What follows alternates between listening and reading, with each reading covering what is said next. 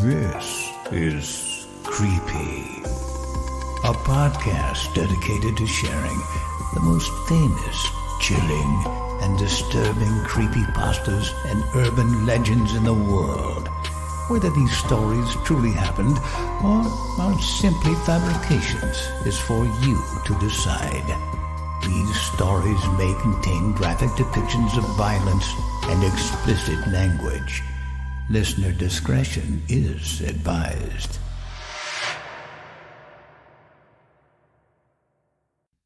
Creepy presents The Lifetime Cycle, written by Zickle03 and narrated by Jimmy Ferrer.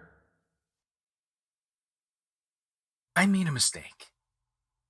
Unfortunately, a choice that, only in retrospect, was a mistake. One that cannot be corrected by me. When I was 11, my parents got me a simple black leather journal that I was supposed to write my thoughts and feelings in. I honestly didn't. And I forgot about the journal until recently. As I was growing up, I developed a love for writing horror. Taking the dark thoughts and depression-filled episodes I had and writing it out really helped me. It led to me feeling like my life was getting better. It was easier to get up every day. And I had something to look forward to that would help me on a day-to-day basis. I always would type my stories out on my computer. It was easier for me to edit there. And most of the time I would notice mistakes in my writing a lot more. One day I found the journal again. It was empty. Never been written in before. And surprisingly, I had taken good care of it. Writing in it was my first mistake. Most of my stories I wrote would consist of me writing using my depression, harsh background as an influence for what I would write. This tended for me to write very dark stories, filled with brutality and horrible acts. Stephen King was a hero of mine, and I wanted to write stories like his. This was my second mistake. I decided that this time I would physically write a story out inside the journal, put it to good use. I started with a story like I normally do, and just kept writing. I don't remember when I started, but after a few hours I finished it. The story was interesting, but I didn't think it was good enough to post for general reading, so I kept it in the journal. And I didn't translate the story to my computer to post it online. Months went by, and I forgot about the story in the journal again. I wrote more and more horror stories. And eventually the story I wrote in that small journal was all but erased from the back of my mind. In the small town that I lived in, we had a small downtown area. A few big buildings, a lot of bars. The normal things you might find. The local area crime rates were at an all-time low, and the biggest crime that tended to be committed was a small burglary. So when the murder, or better described, brutalization, of a local college student was put in the news, it was a surprise to me. I couldn't remember the last person who was murdered. It made me curious what it could mean for the town. Outside of that, the details of the crime irked me. It felt like I had deja vu, and I couldn't place my finger on why. A few days went by and they still hadn't caught the culprit. I was walking around downtown with one of my friends, bar hopping, when we decided to take a shortcut through an alleyway. It was a tight alleyway with a small little dead end in the middle. My friend was walking in front of me, and he saw what was down that alley first. He dropped the cigarette that he was trying to protect from the rain, with a look of horror on his face. It shocked me to see the look he had. Like what he was witnessing was so horrible that he couldn't comprehend what he was seeing. I rushed forward, shouting his name, and rounded the corner. What I saw stopped me dead in my tracks. There was a man hanging a few feet off the ground. His arms were wrapped in chains and stuck into the walls of the alley, forcing him to hang between the two buildings. He was mostly naked, and he had small incisions all over his body from head to toe. There were hundreds of them. His eyelids were bloodied, and it looked like someone had removed his eyes. I may write horror stories, but I never expected to see something out of one right in front of me. We ended up calling the police, and they came and handled the incident. My friend couldn't handle seeing the body and disappeared.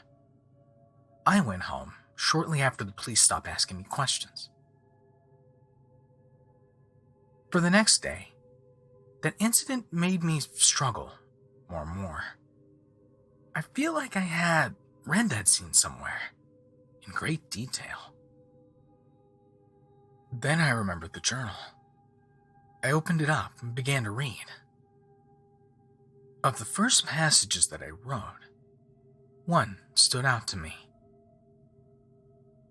Jake couldn't believe it. A murder here. How could someone have been murdered here, let alone a college student? For all the time he lived here, he had never heard of someone being murdered the way she was, let alone people being murdered at all. Jake felt his chest tighten. He began to worry what this could mean. I began to have panic attacks as I read this paragraph. Like it was the missing piece in the puzzle in my mind. The link that was missing. The thought crossed my mind. Did I make this murder happen? I dismissed it. That was crazy. Impossible. It was just a coincidence that what he thought and what I thought matched in the moment. I wrote it after all. So in some way, I may have wrote the character to think what I think. The justification to help my anxiety only made it worse. I kept reading from there. Further down was another similar passage. The haunted man needed to find someone. The first girl was useless. She had no idea whom this man named Jake was, and he needed to find where he was before it was too late. It may have already been too late. He walked further and further down the street when he came across an alleyway. The night sky barely illuminated the dark alleyway, and yet it stood out to him. The alleyway meant something to him, like something had happened to him here at some point in his life. In the corner, a man lay curled up in a ball. An unbridled rage overcame the haunted man's senses, and before he knew it, the homeless man was strung hanging between the two buildings that formed the alleyway. He gagged the man. He may need time, and if someone heard screaming, they may come running. Then he began to giggle. It was time for fun. Slowly, he cut small incisions all over the man's body, bit by bit. Cut after cut. When he reached cut 39 on his left leg, he removed the screaming man's gag and asked him a question. "Do you know Jake Lancaster?" The man never replied, only whimpered and shook his head. Angered, the man continued to cut. He reached cut 278 on the man's body before he asked him the question again. The man didn't answer him at all this time, barely whimpering as his body was racked with immense amounts of pain. Furious that he refused to answer, he continued to cut more and more. He reached cut 654, and he looked one final time into the man's eyes. He repeated the question for a third time. The man only gave a blank stare back in return. The haunted man's anger took over, and as a final punishment, he took the man's eyes. Then he finished the 1,000 cuts and left the man hanging there to bleed to death. It started to rain, soaking the haunted man through his cloak. He looked up to the sky and smiled. Jake was annoyed. The rain had come at the worst timing for him. They'd just left the bar, and the one they needed to get through was a decent distance away. Alex suggested through cigarette smoke to cut down one of the nearby alleys to get there faster. Jake agreed. Alex led the way, cutting through the alleyway after alleyway, when he suddenly stopped. He looked so scared. It made Jake nervous. Jake walked around the corner and froze at what he saw. A man had been tortured to death, strung up between the buildings. Jake felt vomit build up in the back of his throat, and he turned and threw up. There was no way that it was pure coincidence. I had chosen Lane Chi, Death of 1,000 Cuts, for the second man's death in my story. The man I found strung up just hours before had died that way. The first question that came to my mind is how it was happening. But there was no good explanation for how.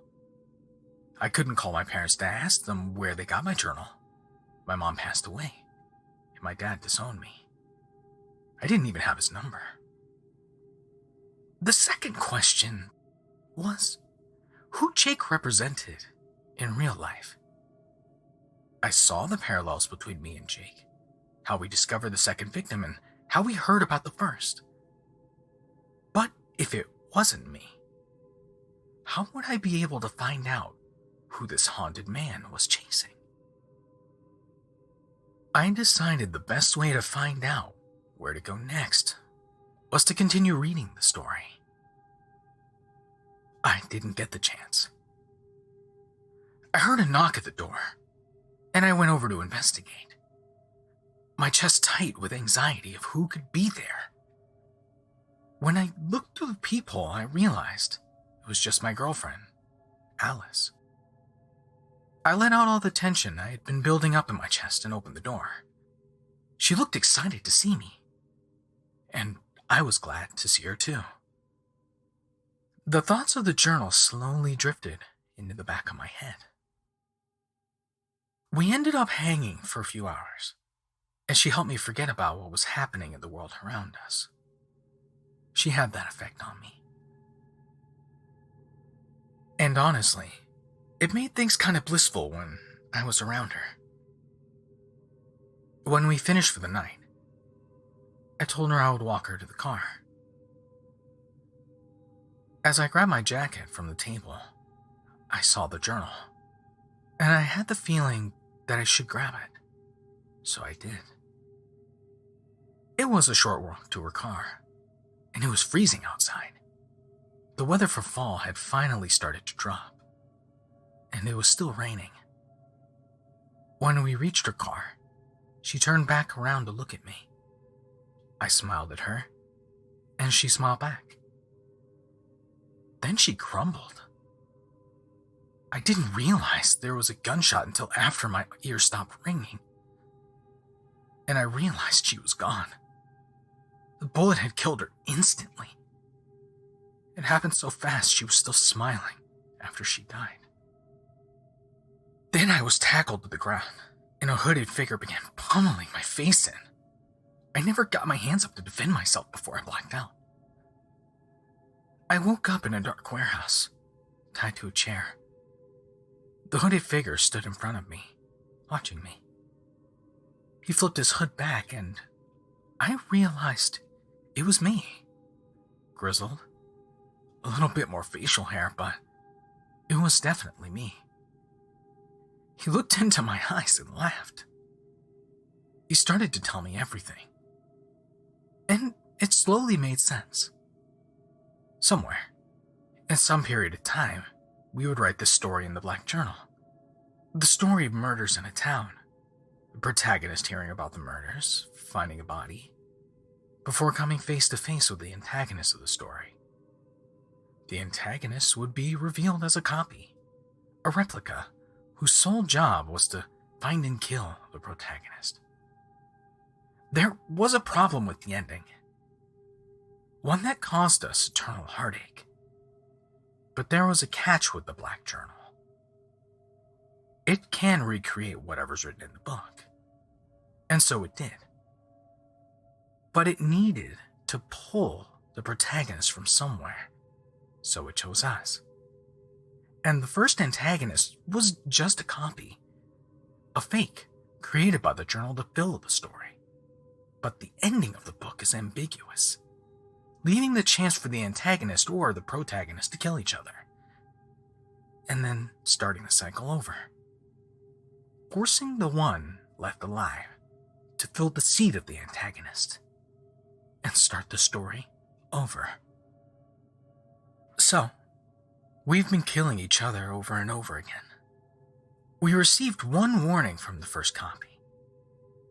Follow the story, or there would be dire consequences. From there, my copy explained to me that it needed rest. It was tired of hunting me over and over again. And before I could do anything, he killed himself. After his body hit the floor, I was pulled into an empty void, save for a single old box TV on a stand, and I was forced to watch as I wrote the story again in the Black Journal. Months quickly passed as I watched myself on the TV, until that fateful day where I was pulled into the real world to live the life of slaughter. I completed that task with a lot of difficulty. It got easier every time I had to do it. I've completed my task 3 times so far, and I'm getting better at following the story. And I can feel myself falling apart. Each time I followed the story, but tried to do something new to break the curse. I burned the journal, but it didn't work. Over and over again, I failed. I realized that my journal and the journal of the copy weren't the original journals. I would have to destroy the original journal to escape. So I had an idea. Maybe, if I posted the story online, someone could find the Black Journal wherever they are and burn it. If you see this, save me from my hell of a mistake. Please, bind the Black Journal with the story I described inside and burn it. That might be the only way to save myself from this torture. Please, for the love of God, burn the Black Journal. For more information, including pictures and videos of the stories told on this podcast, or to suggest stories for future episodes, please visit us at CreepyPod on Twitter, Instagram, and Facebook, or email us at creepypod@gmail.com. All stories told on this podcast can be found at creepypastawikia.com and are protected by a Creative Commons license. Some rights reserved unless otherwise stated.